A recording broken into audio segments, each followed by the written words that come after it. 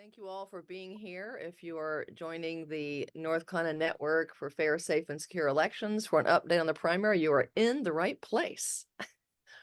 And I want to welcome Karen Brinson Bell, who is our director of our state Board of Elections. And we are going to start officially in a minute, but all of you folks are, it just turned to be 11:30. We're going to give it one more minute.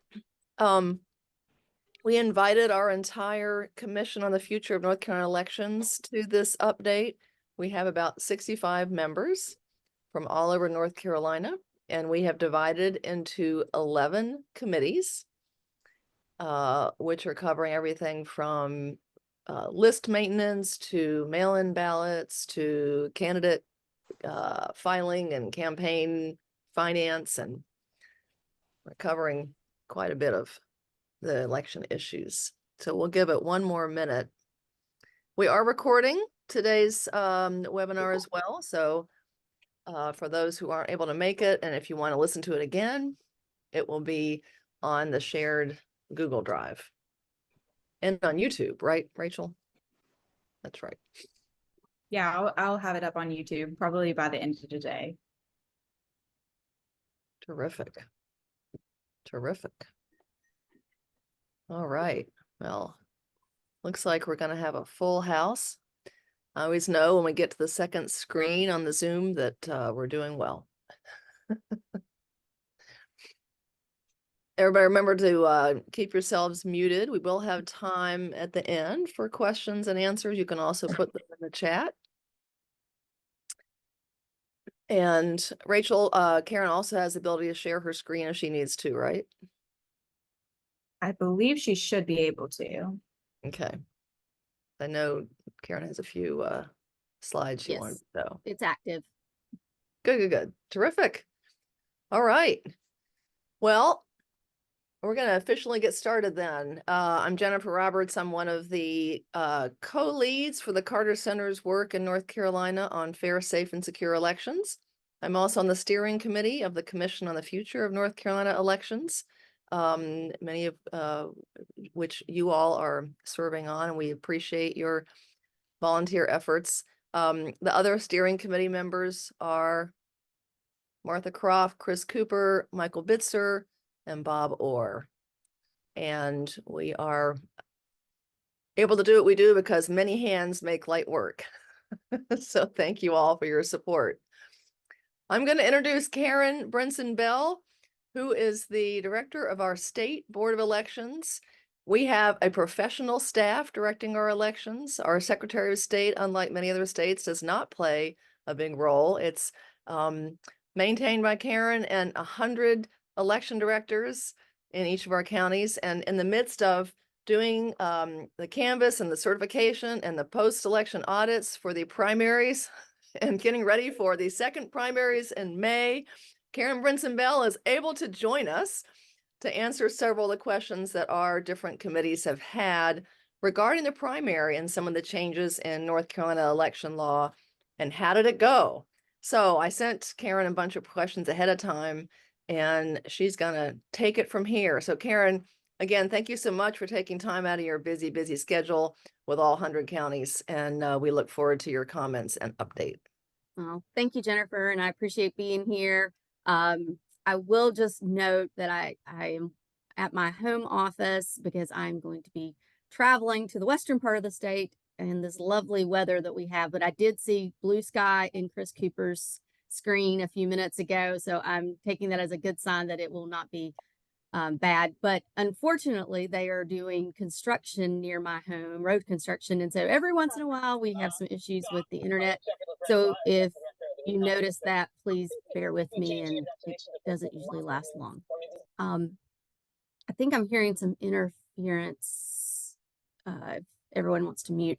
And I'm going to do a few slides that I think address some of the general questions, but I am happy to do some Q&A and try to answer more. I actually prefer to do that.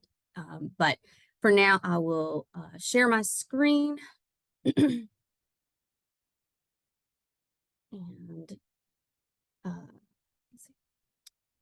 And can I get an indication that y'all can see my screen?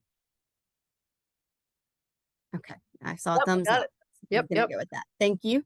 And let me get it where I can know what I'm talking about without turning my head the whole time. Okay, so some of these slides are actually were part of my report to the state board yesterday in our canvas of the second primary.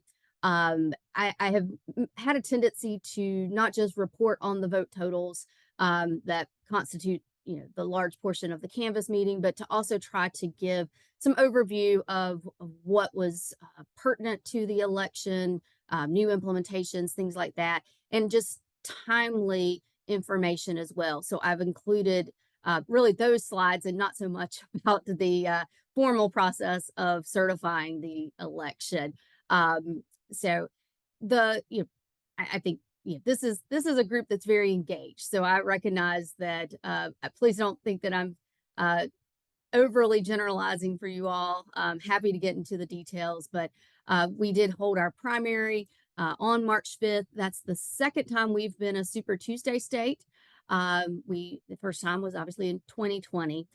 So we held, our primary on March the 5th.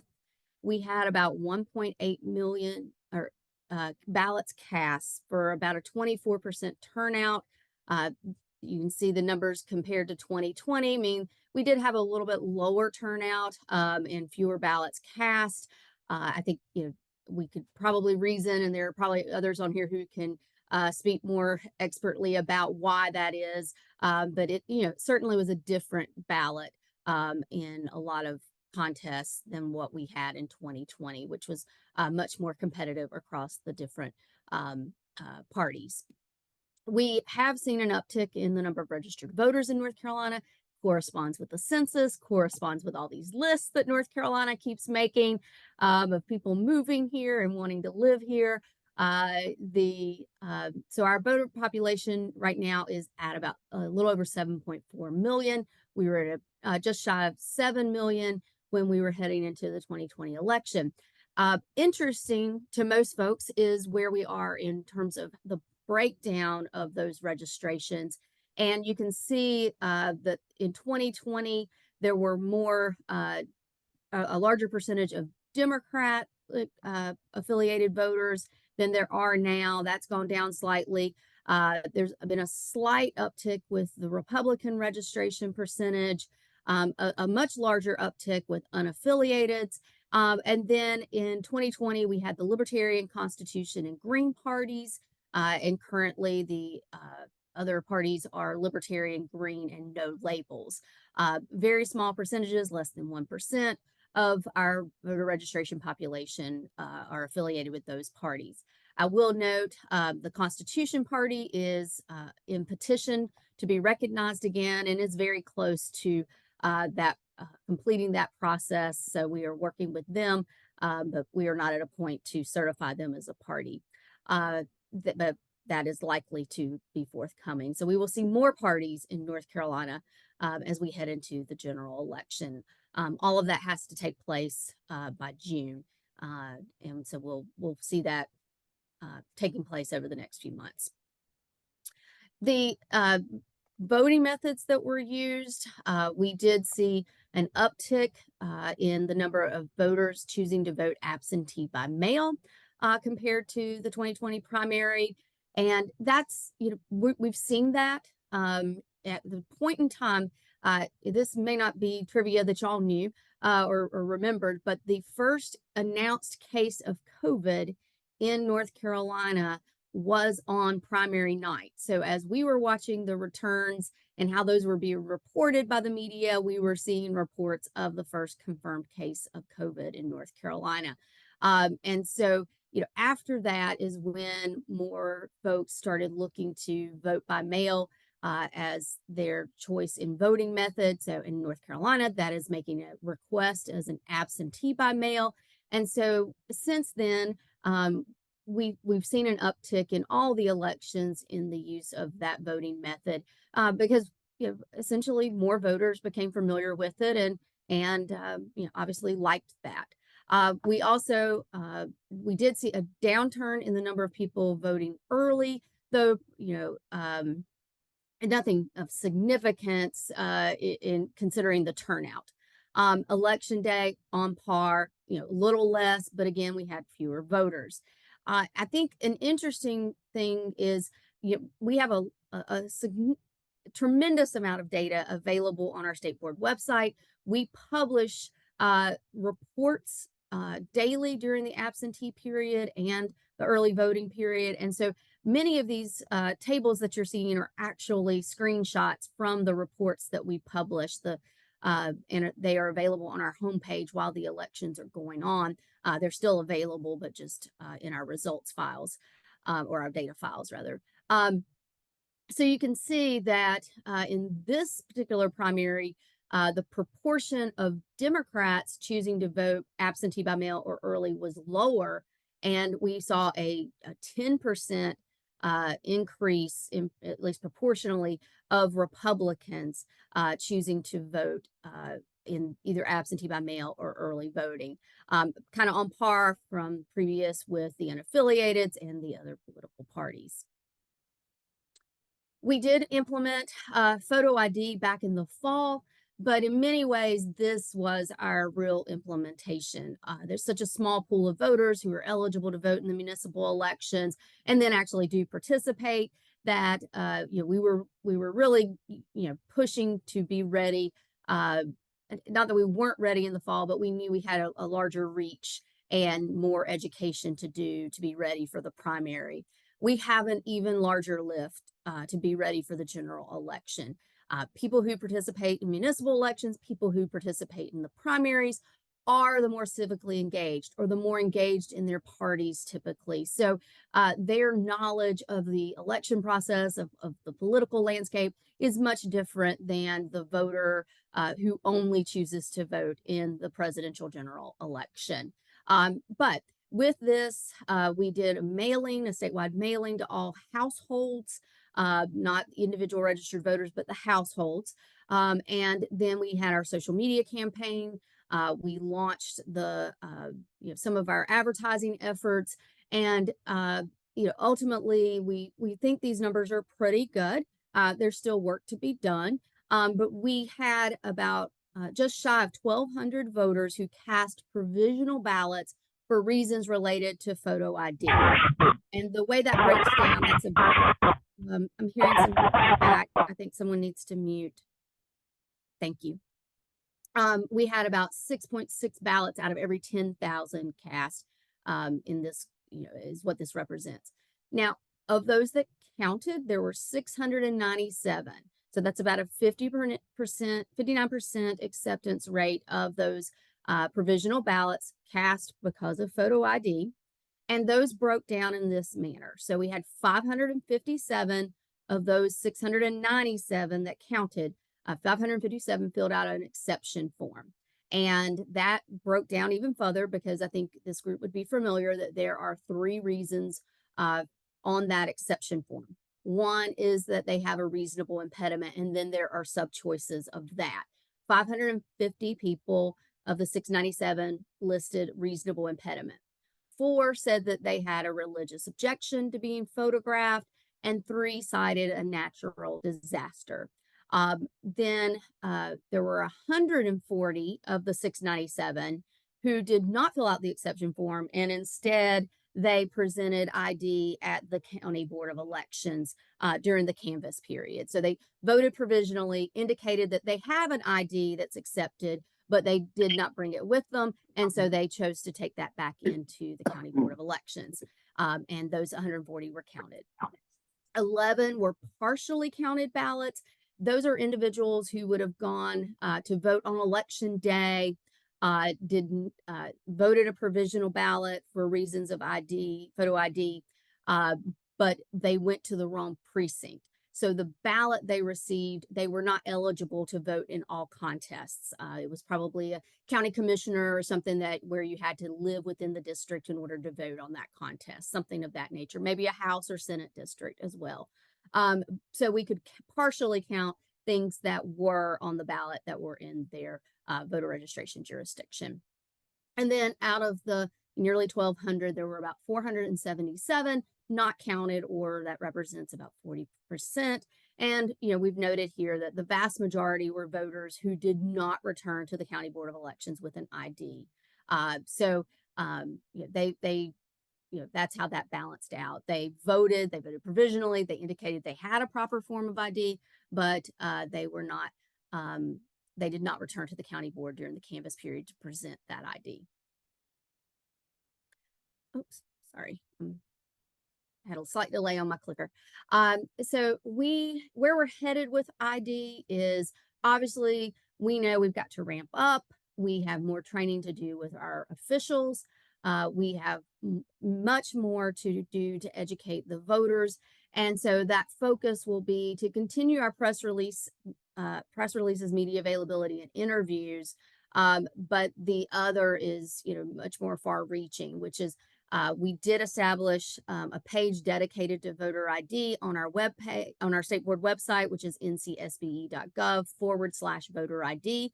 But we also in our advertising marketing campaign, we established bringitinc.com, and that is the theme around our voter ID messaging, is to bring that ID. So bringitinc.com. That really just redirects to our state board website, but the ease of people remembering that tagline is just really important. And the counties have also posted information to their websites. We will continue with the directed social media posts on photo ID. That's across many social media platforms, particularly Facebook, because that is such a far-reaching platform. And then we've got public meetings that are going on. We can do those for groups that you're affiliated with if you would like. We have training specialists who are going out and doing those in the counties and at state level events. I mentioned the mailings earlier. We'll have more mailings going out and as we get closer to the general election. We find that to be very effective because of the reach to all households. So even if someone's not registered yet, they can be informed. And then we've got the paid advertising budget that was adopted in the state budget back in October, and that gives us about $1 million. We've used most of that at this point on social media, but now you're going to start seeing much more on TV, radio, billboards. There will be bus wraps likely, maybe some of the messaging that you see on the gas pumps. That's something we're also looking into. And of course, trying to make that stretch as far as we can across this vast state. And so the Bring It NC right here is one of the designs that have been out on social media. The video to the right is available on our state board website. Detailing, you know, the process. It's about a 4-minute animated video. And so I'm not going to play that now, but certainly would encourage you to point to that and to distribute that information. The other thing that was very prominent to this primary was the change in the absentee ballot deadline. So that was implemented. This was part of Senate Bill 747. And the outcome of that is that we had about 1,128 absentee by mail ballots returned after the deadline. The deadline that we implemented is that ballots had to be to the county boards of elections by 7:30 p.m. election day. Whether that was delivered by the Postal Service or delivered by hand, they had to be in the hands of the County Board of Elections by 7:30 p.m. election day. There is no longer a grace period that was in effect in 2020. The numbers on the screen represent the number of absentee ballots that came in after the deadline and until the canvass date. So the 2020, this is the 10-day period. So there were 800 ballots that could not be counted because they came in after the deadline. So this would have been after, these could have been, there could have been a portion that were counted because they were properly postmarked and received within the 3-day grace period. So this would be those ballots that were not properly postmarked and came in during that grace period, or they came in after the grace period. So there were 800 that were after the deadline in 2020. And what we have for this primary is that 1,128 were not able to be counted because of being delivered to the County Board of Elections after Election Day, 7:30 p.m. I will say in that snapshot, what's not on here is we have been asked how many would have been accepted and probably counted for having been postmarked and received in the grace period. And out of that 1,128, it's I believe 770 something that came in during that grace period that might have been counted if that had still been in effect for 2024. Other things just to keep in mind. So we've got the election law changes. 747 has pretty well been implemented. There's a few things that have July dates on them, but they're more on the administrative side. In doing this, this came into effect in the fall. Much of this had to be turned around by even January because of the absentee periods. So there were this, and when we talk about law changes, it's not just writing a numbered memo or updating the law book. There is a lot that has to be done to the training materials at the county level and the state level, to our messaging to the public. There's also, because we have in-house development of our statewide election information management system, we call it SEAMS. That's all the modules, whether it be voter registration or election night results, all those modules in between steps. There's updates, there's changes, enhancements that have to be done when these laws change. We're fortunate to have an in-house development shop because we do not have to go through change order processes. We do not have to be getting in line behind other customers, but it's still, it's a timely process that we have to work in when other aspects of election administration are happening, and make sure that we don't foul that up. So there's that to consider just to implement changes from a law. But then we did have a court decision that yielded a cure process for the same day registration changes. And so that also had to be worked through as those changes took effect. We are still waiting to see where things go with Senate Bill 749. I know that Paul Cox, our general counsel, has been on before and gone over these in much more detail. But 749, the 3-judge panel in Superior Court, they did enjoin that. And so that's why we've not seen those changes take place. But upon their decision, there was notice of appeal from the legislature's attorneys. The actual case filing with the Court of Appeals has not happened yet, unless it's happened this morning, and I don't know. But if you're not familiar with this, it is a bill that a law that changes the makeup of the state board from 5 members to 8 members, and the county boards going down from 5 members to 4 members. Those appointments would no longer be done by the governor. They would be done by the legislative leadership, both state and county boards. And the political parties actually are not involved in those processes like they have been with the governor's appointments. County boards have been recommendations from the state party to the state board, and so that process would change. All of these appointments would go through the legislative leadership, and it does not necessarily involve the political parties. If they are the state board or the county board are deadlocked about who the chair of those boards should be, that decision goes over to legislative leadership with this law. And then similarly, when the boards are formed, when the state board is formed, they are to name the executive director. If they are deadlocked on that, that decision goes to legislative leadership. So if this were to go into effect, if the court decides such, then we don't know when we would be looking at these changes. The way the bill was originally written was for January 1, but with that being enjoined, obviously we're at a different place. So that is on the horizon. We just don't know what that looks like and where it's headed. But just wanted to make everyone aware that that is something we could potentially be looking at as another change in elections in 2024 even. And I did report to the state board yesterday about changes in county elections directors. And I think this is really, it doesn't get it down to the granular level of state board staff changes or county board staff changes, or even the turnover that we have with precinct workers at time. But this, it really is very telling of the volume of change that we've seen in the elections profession. And so, I came in as state director in June 2019. I knew that there had been a few changes already in the first part of the year, and I started seeing more appointments come before me.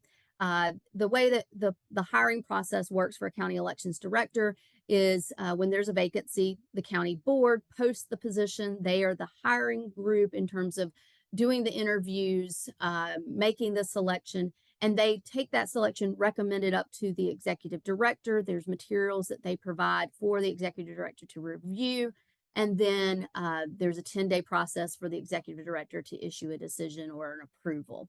And that's a good check in place to make sure there's no nepotism or political influence, that it's truly the right person being hired for the job. And so in my capacity, I have seen 58 of these since I guess not quite 58 since I didn't see the first few of the year 2019, but nonetheless, there have been 58 changes in county election directors over the past few years.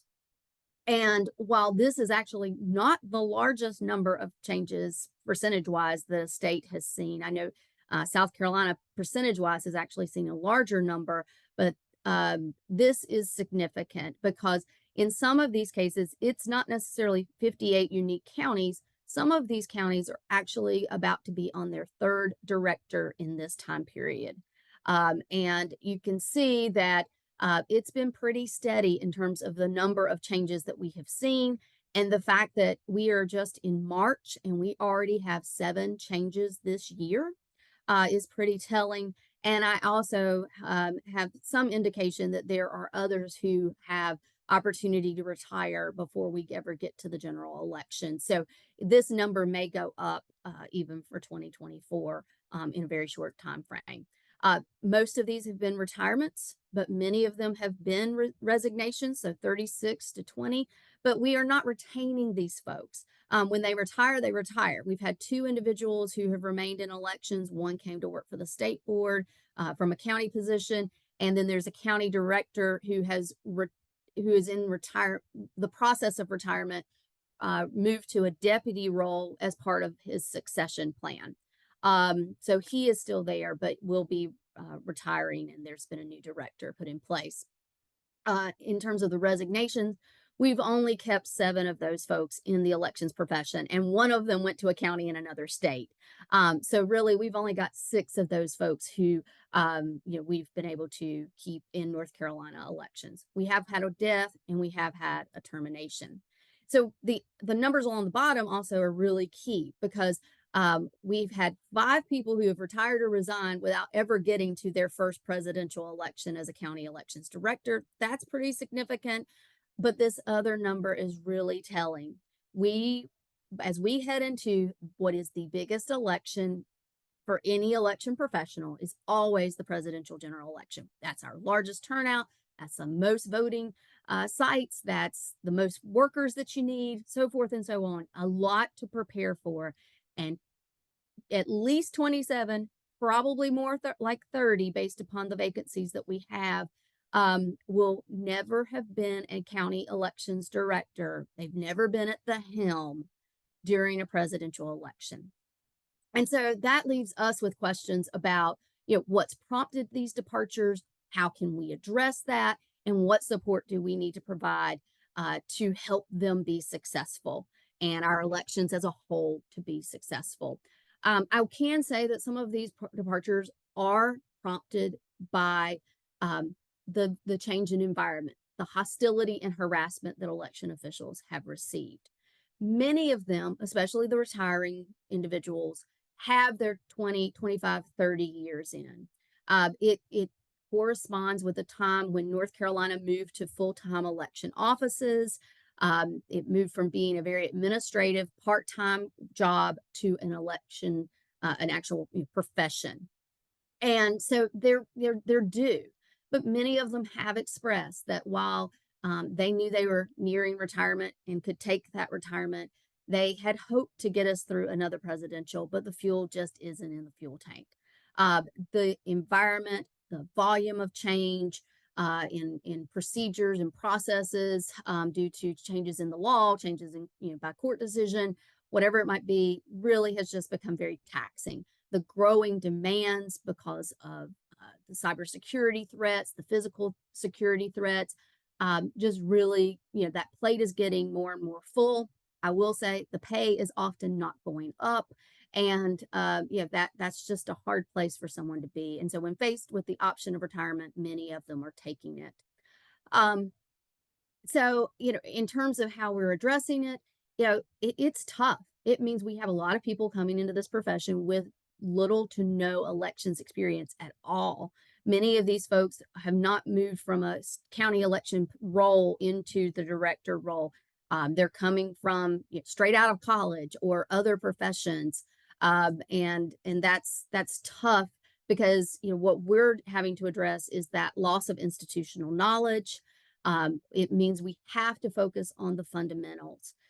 We had a newer director in one of our counties. Things did not go smoothly during the primary. Their laptops didn't work properly for check-in, things of that nature. And luckily, we had support and they had the wherewithal to move to the manual processes that do work. It just makes life slower in terms of conducting the election and getting those results out. And it's more manual processes even to reconcile on the back end as we canvass and get ready to certify. But that has had to be our focus. And so, when you're trying to just teach the fundamentals and now you're injecting new scenarios, things that they don't even have the basic grasp of, it's a precarious situation. It's required more documentation, more training, and then we have really relied on having field support. When I came into this role, there were no regionally based individuals. We've created those positions in 2020. It is actually how I came into the elections profession back in 2006. I was regional field support for the State Board of Elections because of the rollout of voting equipment. Those positions had been done away with. We brought them back. These are folks who have elections experience at the state or county level. Most had county level experience. And that means that there's some of that institutional knowledge that they can convey and be hands-on with all of these folks that are new to this role as director. We had 8 of those in 2020. We did not continue to receive the funding necessary to keep them, so it was reduced down to 4. We did get 2 more positions added by the legislature, so we're up to 6. But we had fewer vacancies, fewer new people in 2020. Look at what we're up against. So we are going to ask in the short session budget even to have us brought back to 8 at least to help with this need. We continue our voter confidence campaign, which we launched in 2019, in large part because of all the questions that surrounded the new election in Congressional District 9 and the questions around cybersecurity and the designation as critical infrastructure. So we have built out this campaign. It is a dedicated effort to tell our story and to put the facts, believing that the facts will prevail. And if we give, if we have this standing means of educating the public about how election processes work, then that we can point to that when there are fake news or fake false information posted, fake images through AI or something of that nature. We have established ourselves as the trusted source of information and as the The factual information is out there and we can point back to it. We revamped our website in 2020 as and it's a different platform, makes it more accessible, makes it more secure, but also more content rich for the public to have even more knowledge. It has more data, which gives us more transparency. We have more data publicly available than any state elections website in the country or any state elections office. We've continued our press and community availability, and I've already mentioned our social media efforts, which a couple of those are posted here. We have a recurring Mythbuster Monday. We have our voter tool box.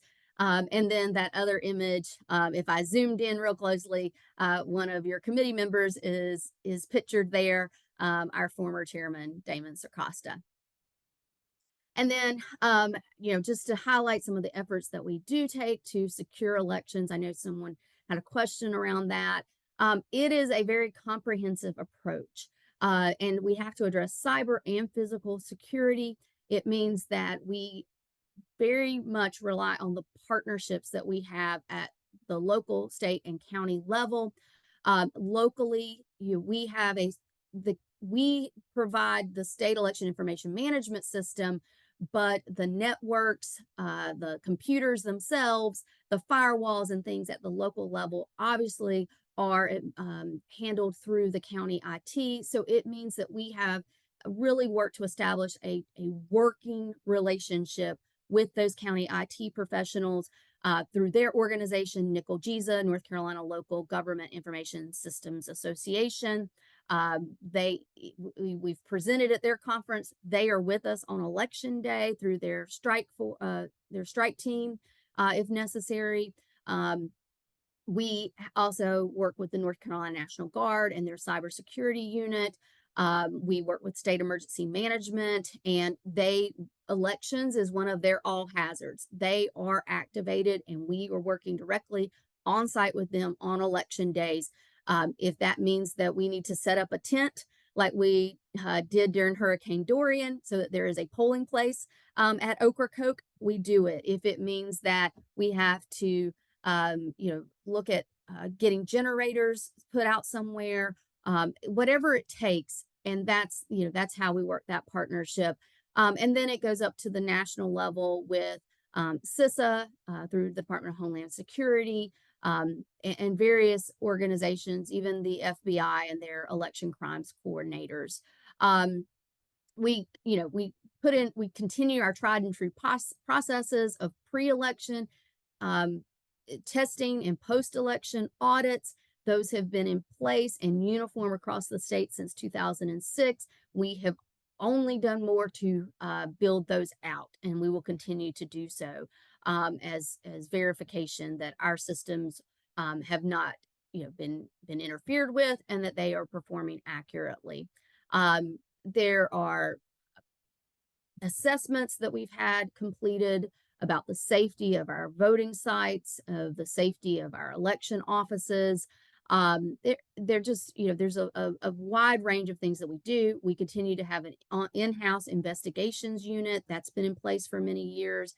And then we really try to emphasize the role of the voters and the public to become election workers and be a part of the process, to come to those public meetings. All these things, for the most part, are public meetings and moments for interaction. So there we go. I got through, I think, most of the questions, just not doing it in a Q&A format, but I am happy to answer more, and please reach out to me if something comes to mind even after today.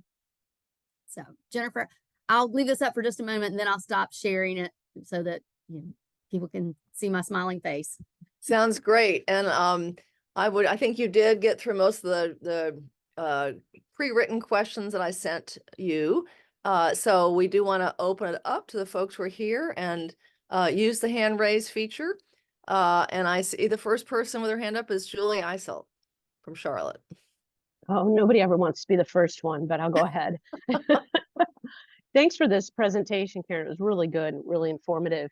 One question I had about the 7:30 p.m. deadline on election day. Was there any discussion before that was passed that said that kind of leaves it in the hands of the post office as to when that ballot is delivered, and maybe it should be postmarked, like when the ballot was postmarked, and pick a date, a week before, whatever it is. But it's just sort of at the whim of the post office, and they have trouble sometimes. I mailed something recently, it took a week in North Carolina to arrive. So it's just a question if that's been considered. Thank you. I can say, I know particularly some advocates tried to raise that during committee and as an issue. There were some amendments, I think, that tried to address it. I don't believe they were ever worked in, but we did emphasize in our materials, and we've done this before. We've emphasized, the need to mail. You can't just put something in the mail the day before and expect it to get there the next day, even in the same community, because of distribution centers. We did have weekly meetings with the Postal Service. That was something they had set up with us. That not just for the state board, but where counties could participate to try to gauge where we were. They were looking at our data to try to understand how many outstanding ballots there were and what kind of surge they might see as we got closer to election day. It will be interesting, I guess. One of the things we'll try to track is, how many of those were, properly postmarked but not received. So it is something we really did try to emphasize, because we got clear notice in 2020 that the Postal Service was having delays and that was going to be an issue. They didn't come out as clearly for this election, but it is still something that's a factor. Thank you. Next we have Josh Lawson. Thanks so much. And thank you, Karen, for your continued service to this state. Grateful for all that you do and the things that you lead for us.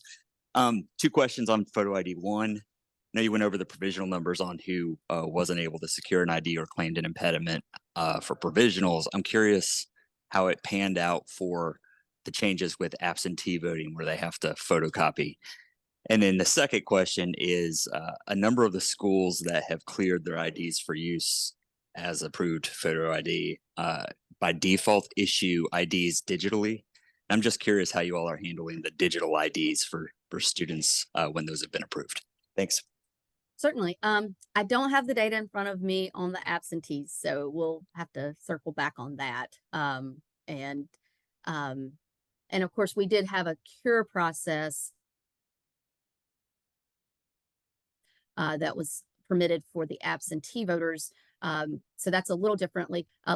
And, just for everyone's knowledge, an absentee voter did have to provide a copy of their ID or complete the exception form. So that plays out a little differently. They don't have a provisional ballot. We have to go through other processes in order to reconcile or rectify any issues they may have in casting their ballot with the photo ID requirement.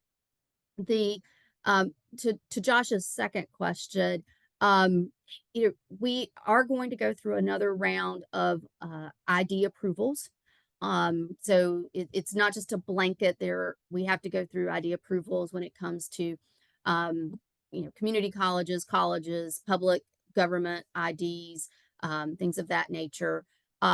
And the digital question has come up, and it is something that we are working with several universities, because it's not so much that the digital is a problem if it contains the same information as a physical card ID, but it has to display an expiration date, and that's the real issue we're finding with the digital IDs, is that the expiration date may be there, but it may be buried to where it's not visible with that ID. So that is that's really one of the main hurdles we're having to work through for that to be considered, and that does affect several of the universities, though they have taken measures to ensure that there is a card ID that the students can get in lieu of that digital ID. Thanks, Karen. That's a good point about expiration. Next, we have Tara Miller. Yes, thank you. And thank you for being here, Karen. This was very helpful, and we appreciate your time. thank you for speaking to the staffing issues that you're dealing with in terms of the local directors. And it is concerning going into the general election in terms of the loss of institutional knowledge that you are speaking about. Can you speak a little bit more to the specific risks that you're concerned about going into the election, the impact that we can expect to see because of the low staffing? And maybe how the public can help. Yeah. Um, um, apply for the jobs. Yeah, but there's multiple levels that we're having to address. Obviously, when you've got changeovers in just the director of elections, that may mean that another staff position, becomes vacant. It doesn't even touch on, the election day workers, where we still, some counties have been fortunate. Um, the pandemic brought in new people willing to work at those voting sites. But and so they became part of the pool, as well as people who were in the vulnerable population who returned to the pool of workers. But that just as much as we have some who benefited from that, there are others who are struggling. And a lot of that, I will say, in terms of the election site workers, they are,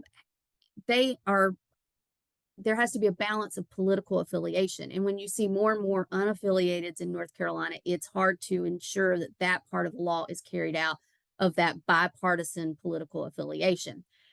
And another challenge is that we now, one of the changes in the state law was that the early voting workers are being submitted by the political parties.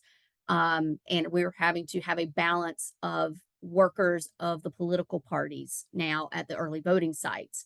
And while we have, it's been a practice to do that, to have representation across the political parties, that was definitely an opportunity during early voting to have more unaffiliateds working. And now so there's that new challenge and a little bit of extra lift for the counties to have that more political party representation. We're also seeing, there's become more interest around observers. And so folks who are active in the political parties are choosing to be observers instead of, precinct officials or election workers. And we need those folks working in the election rather than sitting and observing what others are doing. So we need to be, we've got to get more people willing to serve in that capacity and be part of getting it right, not just observing whether it was done right or not. The other, in terms of the staffing, we don't have a clear answer. We do try to work on succession plans, but there's not a degree that someone goes and gets. There's, a lot of the jobs, particularly in the rural areas, do not pay very well. And so for the long hours and the demands and so forth, why do this when they could make potentially just as much money? In the private sector, it might not be, as, it might not have the same benefits, or it may now. That's where we're really, I think, struggling, is how do we cultivate folks to come into the field, and how, and how are they even ready for the work? It is not about, working on campaigns and things like that does not ready you for this job, because it is really a nonpartisan effort. So you have to be, capable of doing budgets, capable of managing people, capable of negotiating voting sites, capable of, doing technical work and understanding things, much more technically than what used to be done. I mean, I made reference to the fact that it was much more of a clerical job.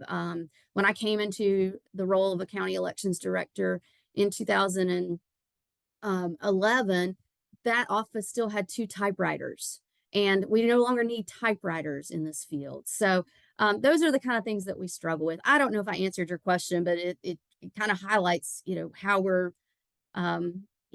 really having, it's a tough thing to even navigate. And then we have to be careful of, of insider threats. We do criminal background checks and some of those things. So, but just to really lock arms and know that, what you do in your county can have a tremendous effect on the entire state. And so we really work hard to be a team environment and checking on each other and being that support system.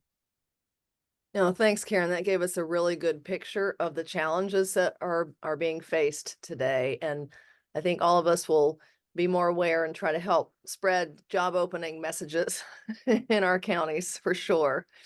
Let's be helpful in that. We have Andy and then Brandon. Andy Jackson. All right. Again, thank you for doing this. I had two questions. You've already answered one of them. The other one you may not have at your fingertips, but do you happen to know how many same-day registrations were cured in the primary? I know we have a process. I just don't know the numbers. Yeah, I don't know the numbers on that either. So do you want me to put in a request to Pat, Andy? That would be great. Thank you. Can do. Terrific. Brandon Rivers. Yeah, again, I want to thank you for being on this call. Everything's been excellent, great information. I'm taking a lot of notes. But question about voter ID. I'm in Charlotte. I work with Mike Dickerson with the Board of Elections here in Mecklenburg County. And with voter ID, I know the Board of Elections offers free IDs, right? First, you might not be able to have this information. Like, what is the percentage, or like, what's the, like, are a lot of people coming in to get these free voter IDs, number one? And I know I work with Mike Dickerson because we're doing events, like I said, at Johnson & Wales, which student IDs don't work because they don't have expiration dates. But we register a lot of students, and we're going to get sort of like a mobile effort where we can actually like put the machine on site and get the students registered to vote. Mm-hmm. What about those type of efforts are that the state board are leading, to make it a lot more easy accessible? Because I know with voter ID, a lot of the people say, hey, well, you can get a free ID from the Board of Elections, but accessibility, right? What if you don't drive, right? Or things of that nature. So just like absentee ballots and being able to make that photocopy and send it in, just seeing what the efforts are on just making sure that the Board of Elections free ID is easily accessible. I don't have a number, I appreciate whenever, I'll just go ahead and say to everyone, I am not one who remembers numbers very well. I'm great at names. So if you have data questions, it's probably better to get those exact numbers through our PIO and communications director, Pat Gannon, and make that request on our state board website if it's not actually out on the state website. But happy to do some digging into that. In terms of the efforts around, I'm really glad you brought up the free IDs that are available through the county boards of elections. If we had that part rolled out in 2019, and had the equipment in place when the injunction happened with the courts. And what we had to think about as we rolled it out for 2023 is that 5 years passed with that technology. That's, in the world of technology, that's a lifetime. And so we had to rewrite some of the software to make it compatible with our system. That was one of the efforts this fall and in winter. To make, or back in the summer, I should say, into the fall, to make all of that work once the decision came down from the courts. We also had to, upgrade some of the equipment. Some of it was not working properly any longer. So what wound up happening is we did get the funding to get new units to all of the counties. So in many cases, they actually have more than one, but they aren't cheap. And so, most of the counties have no means to get additional ones themselves. Okay. They've been dependent upon the state funding. And so 2 in, say, a county the size of where I was, Transylvania, is, a lot. 2 in Mecklenburg County is not going to cover as much, as a Transylvania size county. So, but like you mentioned, there have been some mobile efforts that is certainly permitted opportunity with these ID units. And I would just encourage, I think that might be actually, you may have hit on something that would be good for this group to work with their county elections office, help coordinate some of those events, because sometimes, it has to be done with, the county staff, but, but organizing that, is another lift, right? When maybe all they need is, to be the one staffing it, if you can help coordinate those. Well, I appreciate that. That's a great answer. I really appreciate that, man. Thank you so much. Thanks, Brandon, and thanks, Karen. And it certainly seems that our Board of Elections needs a lot of community partners and help. And we appreciate everybody on this call and in our election commission doing what they can to be those partners. Another question from Dr. Martha Croft. Hey there, Karen. How are you? Good, This was- Martha. How are you? I'm good. This was amazing. And I took lots of notes as well. So I'm curious about maybe threats and harassment that election workers face. And are there any maybe laws or rules or things that you would like to see the state pass to help protect election workers? Can you think of anything in particular that you might have read about in other states or efforts? I think what comes immediately to mind is that we've identified some that are misdemeanors that perhaps should be felonies in order to, have a little more teeth about them. That comes to mind. Beyond that, I think it has been, we're having to take more proactive measures to coordinate with law enforcement. North Carolina laws, and I'm not suggesting that this be changed, but North Carolina law does not allow for law enforcement to be stationed on site. They have to be called in. And again, I'm not suggesting that be changed. I'm just highlighting that we've really worked in partnership with our law enforcement so that they are more aware of election law. We now have a guide for them. We have an elective course that we're working with the Justice Academy on to make them more aware, because we really do rely on the law enforcement to be more peacekeepers. I am glad to say that things were very peaceful during the primary, but I think that's to be expected. It's that we still had our typical electioneering problems where they get mad at each other or they don't like where the buffer line is placed or something like that, but the incidents were rather low. But we recognize that primaries and generals are very different, and so we are still anticipating that we could still see hostility and harassment, because it has lessened, but it has not gone away. And there are things that spark those phone calls or those emails or letters that really create a different environment than what we are accustomed to working through. So I don't know that I have a whole lot to point to right now, Martha, but I do think, it's not that I think there's things that we need to overhaul necessarily or new laws to write, but we may need to look at strengthening the laws that we have in place. And a generalized answer is that there are probably some things that are misdemeanors that might, should rise to the level of a felony.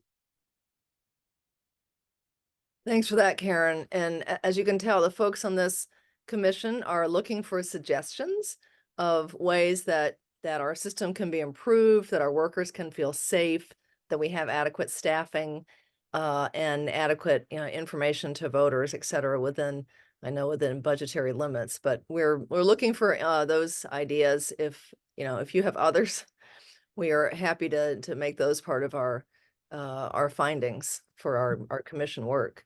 There are a couple more questions that came in the chat. I know we only have 2 minutes left, but let me just take a couple of them. One of them relates to how do we make sure, since ERIC is no longer up and running, how are we working with other states to make sure that people aren't voting in 2 different states? And then one last question is the turnover we're seeing in North Carolina for election workers, is that kind of what's happening in general across the United States? I know you've spoken at some national conferences and you may have an idea. So just those 2 last questions before we call it an end to this. Yeah. Okay. So on the ERIC part, ERIC does still exist. There just were some states who did not, they are no longer members. They chose to not remain a member. And North Carolina was poised to become a member. We actually had the funding from the legislature and they pulled that back. So we have never we have not become a member. There's processes that you go through. There's timing, because of laws around when list maintenance removals can happen and when an election cycle is taking place and that sort of thing. So we never did become a member before the law was changed. And I would say that there is still merit to ERIC, because there is ability to have an exchange of information securely, in agreement with other states, that we cannot have 50 plus different agreements if you consider the territories, and we do not have the personnel to do that kind of data scrubbing and matching and everything that goes into effectively doing that. And it could be multiple processes, not just something that's very singular. And so we rely on now just voters informing when they move to another state, that information being exchanged between the states. We rely on death records, but that is a slow process. And North Carolina borders many states, so we're at the mercy of that exchange happening and then getting to us. And so we do have extensive list maintenance, that's what we consider it, practices that are part of the National Voter Registration Act, and the Help America Vote Act. That is detailed on our website. There is an entire booklet about all the list maintenance practices that we do routinely, some even on a weekly basis, and then some, we do on an annual basis, depending on the type of effort. So, I do think there is. I'll just stop there. If there's somebody, if y'all want to talk more about ERIC, I'm happy to do so.